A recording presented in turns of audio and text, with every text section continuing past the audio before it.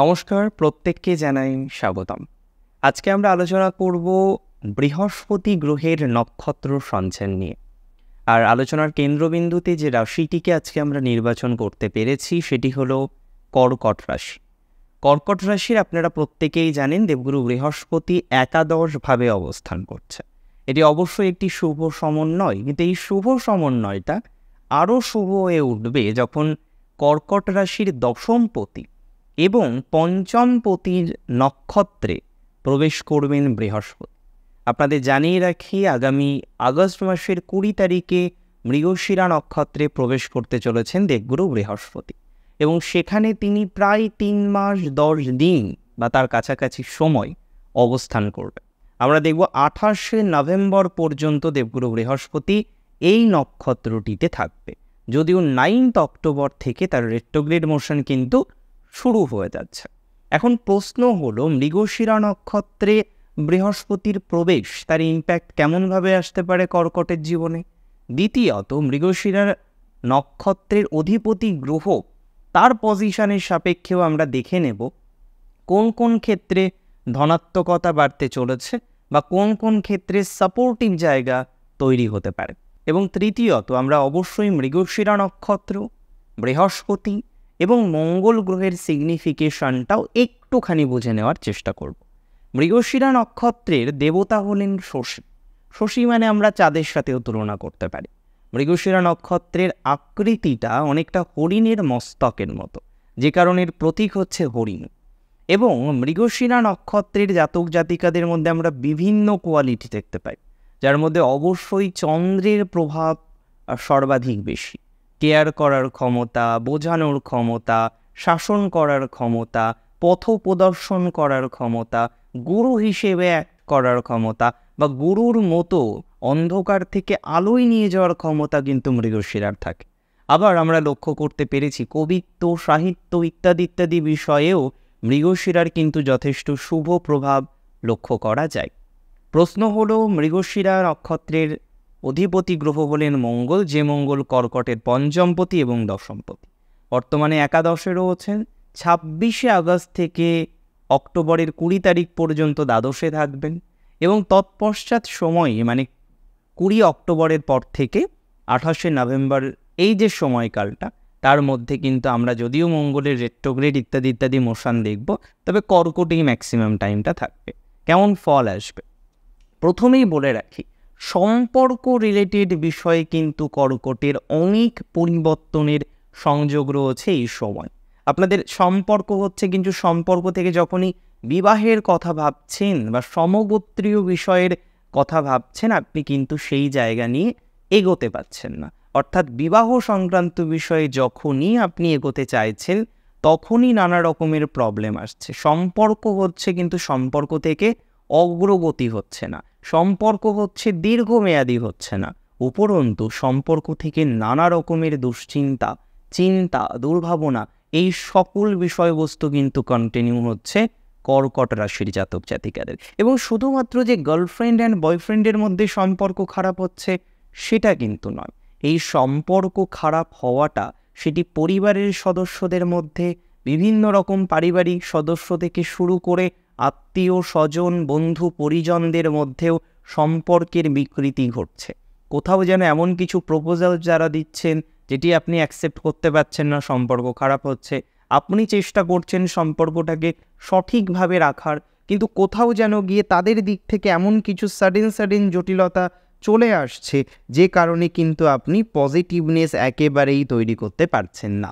আপনাকে বলি, মঙ্গলের এই সঞ্চার, মঙ্গল গ্রহের নক্ষত্রে বৃহস্পতির এই সঞ্চার নিশ্চিতভাবেই শুভ প্রভাব, শুভ সমন্বয় নিয়ে আসবে সম্পর্কের ক্ষেত্রে। আগস্ট মাসের 26 তারিখ পর্যন্ত সম্পর্কের জায়গা মিডিওকর থাকবে। অক্টোবরের মাঝামাঝি সময় থেকে নভেম্বরের মধ্যে সম্পর্কের ইমপ্রুভমেন্টের জায়গা আমরা দেখতে পারবো। দ্বিতীয়ত, আমরা লক্ষ্য করতে পারবো যাদের দাম্পত্য জীবনে কোলাহল, সমস্যা, যন্ত্রণা প্রচুর পরিমাণে বৃদ্ধিপ্রাপ্ত হয়েছে, দাম্পত্য জীবনটা ঠিকঠাক চলছে না, নানা রকমের চেষ্টা প্রচেষ্টা ইত্যাদি আপনি করেছেন, তারপরেও দাম্পত্য জীবন নিয়ে নানা রকমের সমস্যা হচ্ছে। যে বা যারা এই ধরনের একটা ফেজের মধ্যে আছেন, যেখানে হয়তো ডিভোর্স হচ্ছে না, কিন্তু আপনি দূরে আছেন, ডিভোর্স হচ্ছে না কিন্তু আপনি মেন্টাল প্রেশারের মধ্যে রয়েছেন, মেন্টাল অরিজের মধ্যে রয়েছেন। So I mean to say এই ধরনের বিষয়বস্তুর ক্ষেত্রে পজিটিভিটির মাত্রাটা কিন্তু কিছুটা বৃদ্ধিপ্রাপ্ত হবে। মানে এটা বলা যেতে পারে যাদের দাম্পত্য কলহ, দাম্পত্য সমস্যা, ডিভোর্স রিলেটেড ম্যাটার বা কোথাও যেন গিয়ে আপনার ইনলজের কারণে আপনি সংসার করতে পারছেন। এবং ম্যাক্সিমাম ক্ষেত্রে আমি দেখেছি, বিশেষ করে কর্কটের ক্ষেত্রে তো অবশ্যই দেখা যায় যে যতটা প্রবলেম তার হাজব্যান্ডের সাথে না আসে, যতটা প্রবলেম তার ওয়াইফের সাথে না আসে, তার থেকে বেশি প্রবলেম আসে ইনলজের সাথে। আর এটা কিন্তু একদম বাস্তব। ম্যাক্সিমাম সম্পর্ক বিবাহিত জীবনের খারাপ হওয়ার পিছনেই ইনলজরাই দায়ী। তবে এটুকু বলতে পারি কর্কটের, আমরা মোটামুটি অক্টোবরের মাঝামাঝি সময় থেকে এক্সপেক্ট করতে পারি কর্কটের জটিল সমস্যাগুলো, দেখুন বিবাহিত জীবনে যাদের সমস্যা 6 মাসের বেশি বা বছরের বেশি, তাদের ক্ষেত্রে কিন্তু পজিটিভনেস আসবে বা তেমনই সম্ভাবনা লক্ষ্য করতে পারছি। কর্কট রাশির যারা চাকরি জীবন নিয়ে খুব টেন্সড আছেন, দশমপতির নক্ষত্রে বৃহস্পতির প্রবেশ, একাদশস্থ বৃহস্পতির অবস্থান কর্মজীবনের এনহান্সমেন্ট করবে। তবে জন্মস্থান থেকে দূরে কর্মজীবনের সম্ভাবনা প্রথম কথা। দ্বিতীয়ত আমরা লক্ষ্য করতে পারবো যারা বিদেশে যেতে চাইছেন, বিভুঁয়ে যেতে চাইছেন, তাদের ক্ষেত্রে পজিটিভিটির মাত্রাটা আসবে। যারা রিলোকেশনের জন্য চেষ্টা করছেন তাদের ক্ষেত্রে পজিটিভনেসটা অনেকটা বৃদ্ধিপ্রাপ্ত হতে পারে। তার মানে এটা বলা যেতেই পারে কর্কট রাশির জাতক জাতিকাদের রিলোকেশনের সম্ভাবনা বাড়ছে। চাকরি পরিবর্তন করা যেতে পারে এই সময়েও, যদিও এই সময় পর্যন্ত মানে আজকে আপনি যখন ভিডিওটা দেখছেন বা 26শে আগস্টের আগে পর্যন্ত যখন ভিডিওটা দেখবেন, তখনও কিন্তু আপনার প্রফেশনাল পরিবর্তনে বড়সড় বাধা থাকবে। তার মানে এটা হলো আপনি ইন্টারভিউ দেবেন, আপনি বিভিন্ন রকম বিষয়ের সাথে হয়তো যুক্ত হচ্ছেন, কিন্তু ফাইনালাইজড আর হচ্ছে না, তার আগেই নানা রকম জটিলতা বা সমস্যার অবকাশ চলে আসছে। আমি মনে করি কর্কট রাশির জাতক জাতিকাদের এই ধরনের যে সমগোত্রীয় সমস্যা আছে সেটি থেকে অনেকটাই বেরিয়ে আসার সম্ভাবনা রয়েছে এবং ultimately professional life will be good. এই সময়ের মধ্যে আমরা কর্মজীবনকে পজিটিভভাবেই দেখব। তবে এক্সট্রিম পজিটিভিটি বা শুভত্ব বৃদ্ধির সময়কাল কিন্তু আগস্ট বা সেপ্টেম্বরেই নয়, সেটি অক্টোবর থেকে নভেম্বর পর্যন্ত। বৃহস্পতির এই সঞ্চার প্রায় 100 দিনের একটি সঞ্চার, এটি নয় 100 দিন ধরেই মৃগশিরাতে বৃহস্পতি ভালো ফল দেবেন। আর আপনারা জানেন বৃহস্পতি কিন্তু মৃগশিরার 4টি চরণকে শেয়ার করছে না, শুধুমাত্র 2টি চরণকে শেয়ার করতে পারবে, কারণ বৃষ রাশিতে মৃগশিরার 2টি চরণই উপস্থিত। 23 ডিগ্রি 20 মিনিটের পর থেকে 6 ডিগ্রি 40 মিনিট পর্যন্তই সীমাবদ্ধতা রয়েছে। তার মানে 2টি চরণকে পাবে, 3 ডিগ্রি 20 আর 3 ডিগ্রি 20। এখন প্রশ্ন হলো কর্কট রাশির জাতক জাতিকাদের প্রপার্টি প্রাপ্তির সম্ভাবনা কতটা থাকছে। যারা স্থায়ী প্রপার্টির চেষ্টা করছেন, প্রপার্টি প্রাপ্তির সংযোগ কিন্তু কর্কট রাশির দেখতে পাচ্ছি। অনেকের ক্ষেত্রেই লক্ষ্য করা যাবে তারা কিন্তু এই সময়ে গৃহর দিক থেকে হোক, জমির দিক থেকে হোক, ফ্ল্যাটের দিক থেকে হোক, কোনো একটা অ্যাচিভমেন্ট করতে পারবেন বা করতে চলেছেন। সেই বিষয়ে খুব একটা সমস্যা হবে বলে আমি অন্তত মনে করি না। কর্কট রাশির জাতক জাতিকাদের আয় উন্নতির যোগও বৃদ্ধিপ্রাপ্ত হবে, যেহেতু আপনাদের দশম এবং পঞ্চম অধিপতির নক্ষত্রে অবস্থান করবেন বৃহস্পতি, যে বৃহস্পতি আপনাদের নবমপতি এবং ষষ্ঠপতি। চাকরি পাওয়ার প্রবণতা বাড়বে, যেটা আমি অলরেডি আপনাদের সাথে শেয়ার করেছি। নতুন চাকরিও কিন্তু পাওয়া যাবে। অনেকেই গভর্নমেন্টের জন্য ট্রাই করেন, কিংবা অন্য সেক্টর যেমন ব্যাংকিংয়ের জন্য ট্রাই করছেন, কিংবা হয়তো আপনি একটু ইঞ্জিনিয়ারিং ডিপার্টমেন্টের গভর্নমেন্ট যে জবগুলো হয় তার জন্য চেষ্টা করছেন, তাদের ক্ষেত্রে পজিটিভিটির মাত্রাটা বাড়বে। তার মানে banking sector, administration, educational sector, এই ধরনের ক্ষেত্রে পজিটিভিটির মাত্রাটা বাড়বে কর্কট রাশির জাতক জাতিকাদের এই সঞ্চারের পরিপ্রেক্ষিতে। দেবগুরু বৃহস্পতি ভালো বিচারক, সুবিচারক এবং তিনি গুরু হিসেবেই খ্যাত। যারা এডুকেশনাল ডিপার্টমেন্টে রয়েছেন, যারা আইন আদালত ইত্যাদি বিষয়ের সাথে সংযুক্ত অবস্থায় রয়েছেন, তাদের ক্ষেত্রে এই সময়কালটা কিন্তু পজিটিভ হবে, সেই বিষয়টা উপলব্ধি করা যায়। এবং যারা ল লিটিগেশন রিলেটেড যে এক্সামিনেশনগুলো হয়, তার মানে আমি বলতে চাইছি ল ডিপার্টমেন্টাল যে এক্সামিনেশনগুলো হয় সেখানে পজিটিভিটি বাড়বে। লয়ারদের এই সময়টা কিন্তু ভালো হবে যদি রাশিটি হয়ে থাকে কর্কট। দেখুন, কর্কট রাশির ঢায়া চলছে, সেটা আপনাদের কাছে নতুন কিছু নয়, বা এটা নতুন আমার কাছে শুনছেন সেটিও নয়। তবে ঢায়া চলছে বলেই যে সব কিছু হবে না, ঢায়া চলছে বলেই যে মেন্টাল প্রেশার থেকে যাবে, হ্যাঁ মেন্টাল প্রেশার আছে, সামহাও হয়তো থেকেও যাবে, কিন্তু তার মানে এই নয় যে পজিটিভ কোনো কিছু আমরা পাবো না। আমরা পজিটিভ অনেক কিছুই পাবো। ঢায়া চললেও লক্ষ্য করা যাবে ধনাত্মকতার মাত্রাটা বৃদ্ধিপ্রাপ্ত হবে, এবং যে সময়কালটা আপনার শেয়ার করলাম সেই সময়কাল কিন্তু যথেষ্ট শুভ প্রতিপন্ন হবে। যে বা যাহারা বিক্রি করার জন্য বেশ উঠে পড়ে লেগেছেন, যে স্থায়ী প্রপার্টি আছে, প্যারেন্টাল কোনো প্রপার্টি আছে, পৈতৃক সূত্রের অ্যানসেস্ট্রাল কোনো প্রপার্টি যেটা আপনি বিক্রির চেষ্টা করেও বেশ কয়েকবার ব্যর্থ হয়েছেন, তাদের ক্ষেত্রে এই সময়কালটা কিন্তু ভালো যাবে। এবং আমি বলে দিই, যারা মেইন প্রবলেম হচ্ছে রিলেশনশিপটার জন্যই কোনো কাজে কনসেন্ট্রেট করতে পারছেন না, যেখানেই আপনি যাচ্ছেন সেখানেই সেই রিলেশনশিপের যে স্মৃতিগুলো রয়েছে সেই স্মৃতিগুলো রোমন্থন হয়ে যাচ্ছে, এবং আপনি খুব অরিড, আপনি খুব টেন্সড এই বিষয়টার জন্য। আমি মনে করি কর্কট রাশির জাতক জাতিকাদের এই ধরনের বিষয় নিয়ে যে চিন্তা, দুর্ভাবনা বা দুশ্চিন্তার জায়গা ইদানিংকালে হচ্ছে, সেগুলো কিন্তু আস্তে আস্তে হ্রাসপ্রাপ্ত হবে, এবং একটা ভালো ফলাফল আমরা কিন্তু এই বিষয়ে এক্সপেক্ট করতে পারি।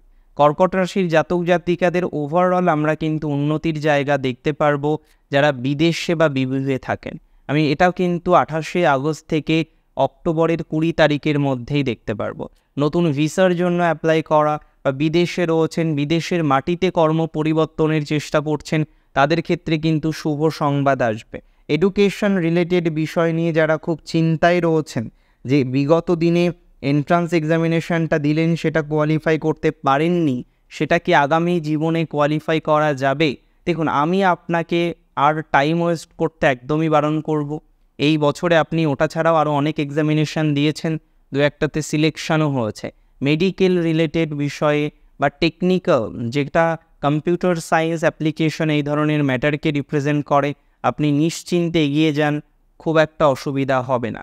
এবং যারা বায়োমেডিকেলে যেতে চাইছেন, বায়োটেকনোলজিতে যেতে চাইছেন, বায়োকেমিস্ট্রি রিলেটেড পড়াশোনা করতে চাইছেন, তাদের ক্ষেত্রে ফলাফল কিন্তু শুভ প্রতিপন্ন হবে। তবে ল্যাব রিলেটেড, মানে ব্লাড টেস্ট যেগুলো হয় না, ল্যাবরেটরি রিলেটেড যে অধ্যয়নগুলো আছে, সেগুলোতেও শুভ ফল প্রাপ্তির সম্ভাবনা।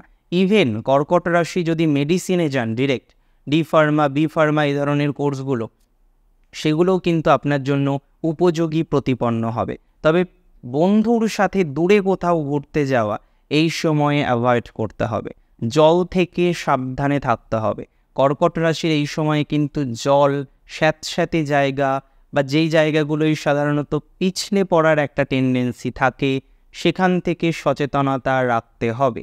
যাদের বাড়িতে বাথরুমে বিশেষ করে নল থেকে বা কল থেকে, হয় না যে অনেক পুরানো হয়ে গেছে কলগুলো, সেখান থেকে অনবরত জল পড়ে, এগুলোকে কিন্তু একটু পরিবর্তন করার চেষ্টা করতে হবে। যে টুকটুক টুকটুক করে জল পড়তেই আছে, আপনি কলটা বন্ধ রেখেছেন, এখানে এটা কিন্তু নয় যে কোনো নেগেটিভ এনার্জির জন্য। দীর্ঘদিন ধরে আপনার একটা কল রয়েছে, সেটি হয়তো আপনি সময় পাচ্ছেন না, সময়ের অভাবে পরিবর্তন করা হয়নি। এই ধরনের বিষয়বস্তুগুলো যদি থেকে থাকে, পরিবর্তন করুন। বা বাড়িতে এমন কিছু গ্যাজেট যেটা আপনার আগে প্রয়োজনীয় ছিল, বা একটা ঘড়ি ধরুন, সেটি ব্যাটারি ফুরিয়ে গেছে, আপনি ব্যাটারি চেঞ্জ করেননি, বা কোথাও যেন গিয়ে কোনো একটা সমস্যা হয়েছে ঘড়িটার, আপনি ঠিক করেননি, এগুলোকে ঠিক করার চেষ্টা করুন।